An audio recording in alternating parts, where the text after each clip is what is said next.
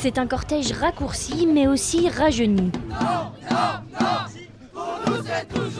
850 personnes étaient à Fontenay-le-Comte ce matin et parmi eux, beaucoup de lycéens. Le fait de savoir qu'un tiers des plus pauvres risque de mourir avant 64 ans, donc avant l'âge de la retraite, je trouve ça juste ignoble. Et je pense que c'est la principale raison pour laquelle je manifeste aujourd'hui. Ouais, puis moi j'estime qu'aujourd'hui c'est 64 ans, mais que d'ici à ce que nous on puisse atteindre la retraite, ce sera peut-être aller plus loin et que si on se laisse faire en fait aujourd'hui, après ils pourront faire ce qu'ils veulent. Les jeunes ont répondu à l'appel et c'est un renfort bienvenu pour les syndicats. A priori un petit peu moins de monde, mais on est quand même rejoint par les étudiants, les lycéens. Ce qui est très bien parce qu'il y a apparemment un mouvement lycéen qui est en train de se monter de plus en plus.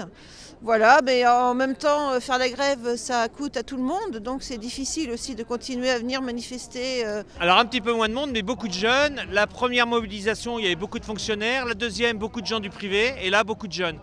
En fait, ça veut dire qu'à chaque fois, il y a des gens nouveaux qui viennent et qui n'ont pas envie de cette réforme.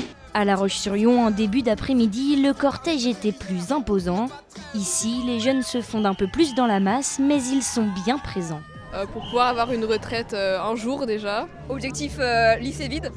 On a vu que ça a quand même pas mal marché, donc on est content. Alors on est venu pour manifester contre les retraites et montrer que la jeunesse, elle se mobilise contre Macron et contre la réforme des retraites. On se sent 100% concerné. On pense surtout à notre avenir et on aimerait bien changer les choses, donc il faut agir maintenant. Les jeunes, tous ensemble!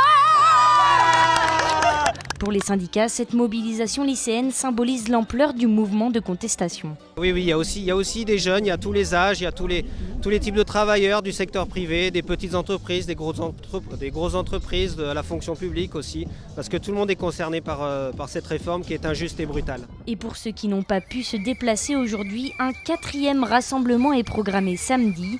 Les syndicats espèrent y retrouver les travailleurs précaires.